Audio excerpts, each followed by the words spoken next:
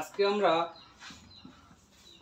HSC আইসিটির তৃতীয় অধ্যায়ের সংখ্যা পদ্ধতি ও ডিজিটাল ডিভাইসের আজকে পার্ট 4। তো আমরা প্রথম সংখ্যা পদ্ধতি নিয়ে আলোচনা করতেছি, এরপর আমরা ডিজিটাল ডিভাইস নিয়ে আলোচনা করব। তো তার ধারাবাহিক অনুসারে আজকে পার্ট 4। তো আজকে আমরা প্রথমে শিখব হেক্সাডেসিমাল সংখ্যা পদ্ধতি এইটা। তো এখন দেখো হেক্সাডেসিমাল সংখ্যা পদ্ধতি কাকে বলে, এটা পরীক্ষায় আসতে পারে, এইটা পরীক্ষায় আসতে পারে, ঠিক আছে। প্রথমে আমরা জানবো আসলে যে হেক্সাডেসিমাল সংখ্যা পদ্ধতি কি, আর এখান থেকে শুধু আসবে পরীক্ষায় এইটার সংজ্ঞা, ঠিক আছে, কয় আসতে পারে। তাহলে আমরা সংজ্ঞাটা কিভাবে লিখবো? তাহলে এবার যদি আসে যে হেক্সাডেসিমাল সংখ্যা পদ্ধতি কাকে বলে, তাহলে আমরা এভাবে লিখতে পারি যে সংখ্যা পদ্ধতিতে বলে। তাহলে পরীক্ষা যদি আসে হেক্সাডেসিমাল সংখ্যা পদ্ধতি কাকে বলে, তখন তোমরা লিখবা যে সংখ্যা পদ্ধতিতে 0 থেকে 9 পর্যন্ত এবং a থেকে f পর্যন্ত এই 16টি অঙ্ক ব্যবহার করা হয় তাকে হেক্সাডেসিমাল সংখ্যা পদ্ধতি বলে। জাস্ট এতটুকু লিখলেই হবে। আগের মতন আবার আমরা প্রথমে কি করব,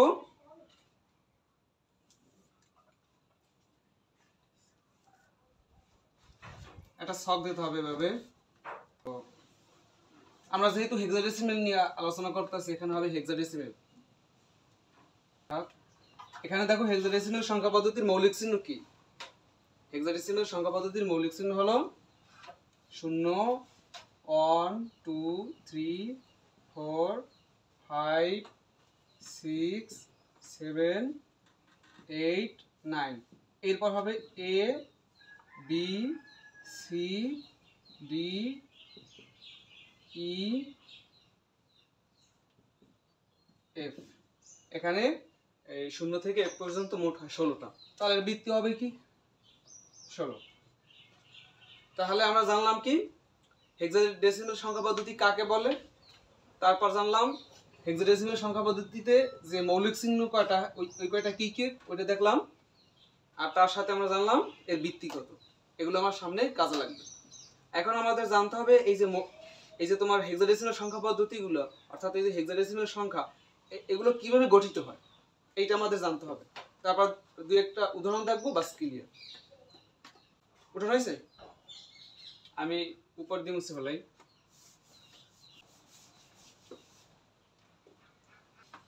এখন একটা প্রশ্ন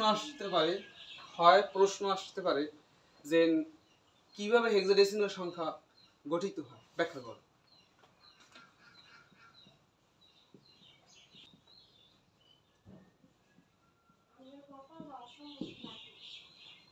তাহলে যদি পরীক্ষা আসে এভাবে কিভাবে হেক্সাডেসিমাল সংখ্যা পদ্ধতি বা কিভাবে হেক্সাডেসিমাল সংখ্যা গঠিত হয় ব্যাখ্যা করো, তাহলে আমরা কিভাবে ব্যাখ্যা দেব? তাছাড়া পরীক্ষা আসুক আর না আসুক আমাদের তো জানার প্রয়োজন আছে আসলে কিভাবে গঠিত হয়। আমরা ডেসিমাল সংখ্যা কিভাবে গঠিত হয় জানলাম, তারপর অক্টাল কিভাবে হয় জানলাম, আজকে হেক্সাডেসিমাল জানবো, তারপর পরবর্তী ক্লাসে বাইনারি সম্পর্কে জানবো, ঠিক আছে। এটি আমাদের জানা প্রয়োজন। তো দেখো আমি যদি লিখি, দেখো 0, তারপর 1, তারপর 2 3 4 5 6 7 8 9। এই 9 এর পর কিন্তু এখানে হবে কিন্তু কি হবে, এ হবে, ঠিক আছে। এই যে এ না, এ মানে যে 10 এর স্থানে কিন্তু হবে কি এ। তারপর এখানে হবে কি বি, এই যে 11 এর স্থানে, ঠিক আছে। তারপর হবে সি, তারপর হবে ডি হবে এখানে, তারপর ই, তারপর এফ। এই যে 16টা, এই 0 নিয়ে তো 16 হয়, এখানে যদিও 15, ঠিক আছে। এই 16টা। তো আমরা এগুলো তো লিখতে পারবো না, বোঝার সুবিধার্থে আমি এগুলো দিছি, এরপর আর এগুলো আর দেবো না, এরপর ওই এবিসিডি ওই দিয়ে চলবে, ঠিক আছে। তো এখন দেখো এই যে আমরা যখন ডেসিমাল শিখছি তখন কিন্তু এই যে 0 থেকে এভাবে করতে করতে 9 এর পর কিন্তু 10 হয়েছে। অক্টালে 0 থেকে এভাবে করতে করতে 7 এর পর কিন্তু 10 হয়েছে, ঠিক আছে। আর এখন কি হবে, যেমন আমরা যদি বাইনারিতে যাই তাহলে 0 অন, এই অনের পরে এবার কিন্তু 10 হয়ে যাবে, কারণ মানে দুইটা অঙ্ক। তাহলে এখানেও তো বুঝতে পারছো যে এখনই 10 হয়ে যাবে, এফ এর পর হবে কি 10, কারণ সর্বোচ্চ তো এফ পর্যন্ত, এখন হবে এখানে 10। তার মানে আমরা যদি কিভাবে গঠিত হয় একটু দেখাই, তাহলে আমরা এখন আবার আমরা সর্বোচ্চতে আসছে, এখন আবার সর্বনিম্ন থেকে শুরু করব। এই যে 0 অন, তারপর কি হবে 2, তারপর হবে 3 4 5 6 7, তারপর এখানে হবে কি 8, ঠিক আছে। তারপর আবার 9, 9 এর পর তো আমরা জানি এ লিখি, ঠিক না, আবার এ লিখবো, আবার বি হবে, সি ডি ই হবে, আবার এফ পর্যন্ত আসছি আমরা সর্বোচ্চতে। আমরা আবার সর্বনিম্ন দিয়ে শুরু করবো, আবার 0 1 2 3 4 5 6 7 8 9 10 তো লেখা যাবে, এখন হবে কি এ, তারপর হবে কি B C D E F, ঠিক আছে, এই রকমের। তাহলে এখন দেখো, তাহলে এই যে আমরা একবার সর্বোচ্চতে আসছি না, আমরা কি করছি একবার সর্বোচ্চতে আসছি, তাহলে এরপর আবার আমরা সর্বনিম্ন দিয়ে শুরু করলাম, তাহলে আবার একবার সর্বনিম্ন দিয়ে শুরু করলাম, তাহলে আমরা কি করব এইখানে এক যোগ করব, ঠিক আছে। তো দেখো এর পিছনে প্রত্যেকটা কিন্তু 0 আছে, কারণ এগুলো তো রিপিট হয় না, 0 বার রিপিট, অর্থাৎ রিপিট হয় না। আর এখন এগুলো তো একবার রিপিট হয়েছে, এই জন্য এর পিছনে কি হবে 1 হবে, এভাবে 1 হবে, ঠিক আছে, এভাবে এভাবে হবে।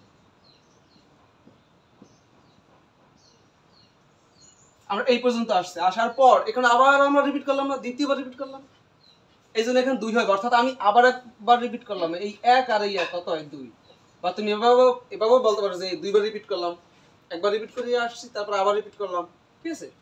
তাহলে আবার এখানে কি হবে, এইভাবে 2 হবে, ঠিক আছে। আমরা এইভাবে করতে করতে থাকবো।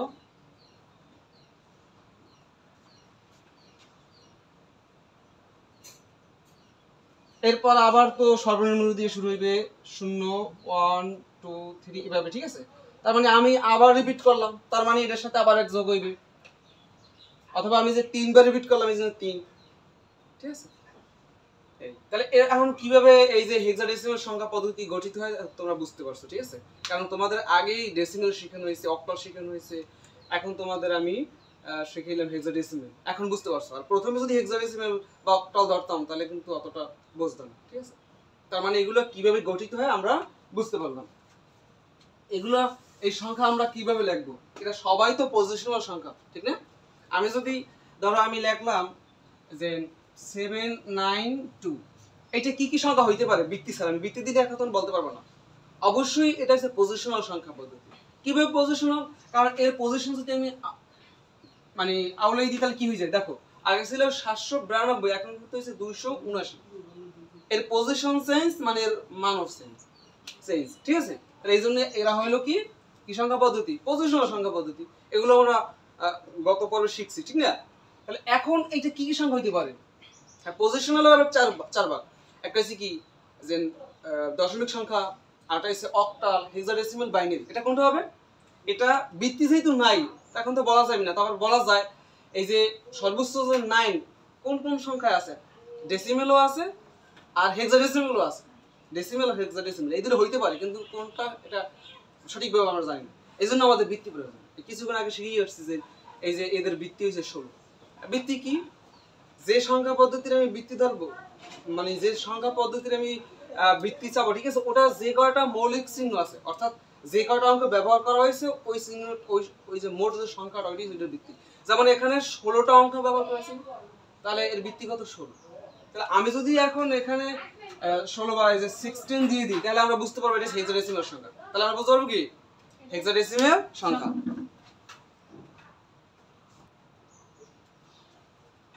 ঠিক আছে। এখন আমরা যদি এটা এভাবেও দেখো, বইতে অনেক বইতে এভাবেও দেওয়া আছে, এভাবেই বেশি দেওয়া থাকে, একই কথা, ঠিক আছে।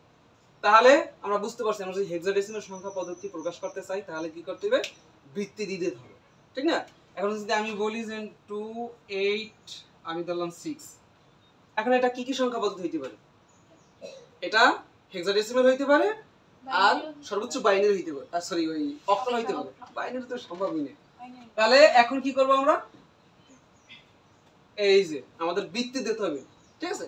তার মানে এখন আমরা হেক্সাডেসিমাল সংখ্যা পদ্ধতির সংজ্ঞা জানলাম, এটা কিভাবে গঠিত হয়ে জানলাম, এর বৃত্তিগত, এর মৌলিক চিহ্নগুলো কি, এগুলো আমরা কিভাবে লিখি, ঠিক আছে, এগুলো সব বুঝলাম। তো আজকে এই পর্যন্তই।